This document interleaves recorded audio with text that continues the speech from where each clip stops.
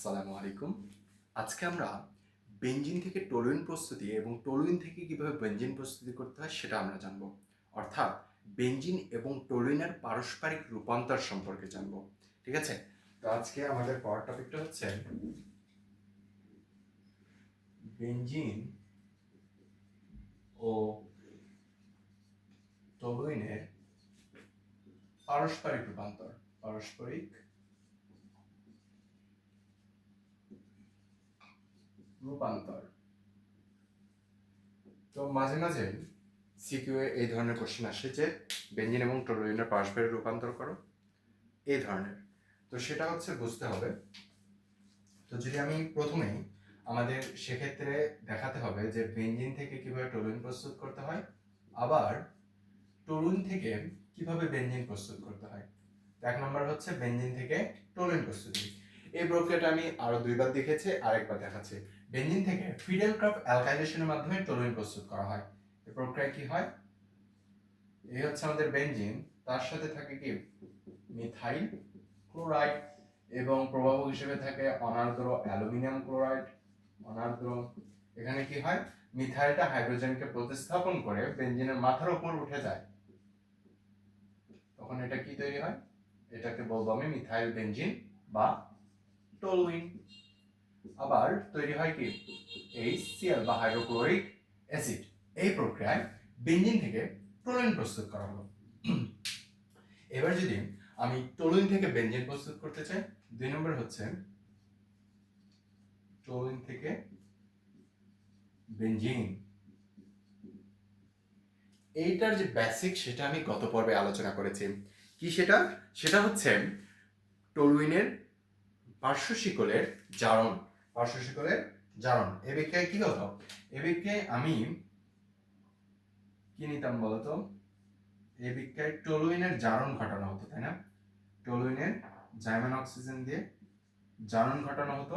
সেই প্রক্রিয়ায় কি তৈরি হতো? বেনজোইক অ্যাসিড তৈরি হতো।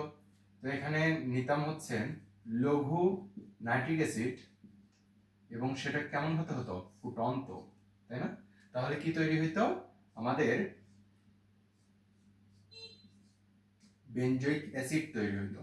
এটা হচ্ছে বেনজোইক অ্যাসিড। প্লাস শুধু অ্যাসিড না, তার সাথে তৈরি হতো পানি। এখানে দুইটা অক্সিজেন, এখানে একটা অক্সিজেন, আর এখানে টোটাল তিনটা অক্সিজেন, এখানে একটা অক্সিজেন। তাহলে কি দিতে হবে? 3 দিতে হবে। তাহলে এই যে তৈরি হলো, এটার নাম কি? Benzoic acid, right? এবার বেনজোইক অ্যাসিড থেকে আমরা বেনজিন কিভাবে প্রস্তুত করব দেখো। এই হচ্ছে আমাদের বেনজোইক অ্যাসিড COOH।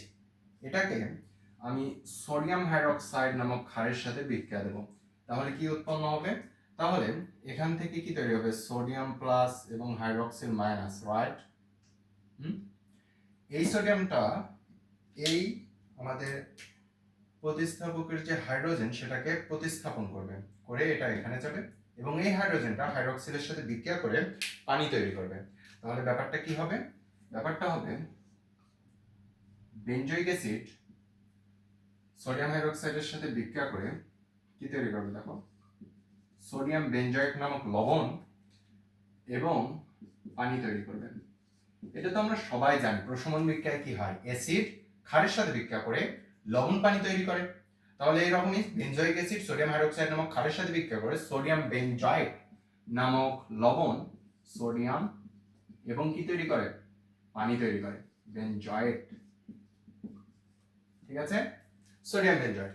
এইবার তো আর কিছু দেখাতে হবে না। সোডিয়াম বেনজয়েট আমাদের কি ডিকার্বক্সিলেশন বিক্রিয়ার মাধ্যমে সোডিয়াম বেনজয়েট থেকে আমরা কি প্রস্তুত করতাম বলো তো? আমরা বেনজিন প্রস্তুত করতাম না? সোডিয়াম বেনজয়েটে বেনজিন প্রস্তুত করতে কি করা লাগবে? এইটাকে বের করে আনা লাগবে। তাই আমি নেব soda lime, sodium hydroxide and calcium oxide দিয়ে একটুখানি তাপ দিতাম। কি হইতো? টোটালটা এই হাইড্রোজেন এখানে আসতো এবং এই যে সোডিয়াম অক্সাইড এবং হচ্ছে ক্যালসিয়াম অক্সাইড সেটা COO এটাকে এবং সোডিয়ামকে নিয়ে কি তৈরি করতে বলতো? সোডিয়াম কার্বনেট তৈরি করতো। তখন এখানে তৈরি হতো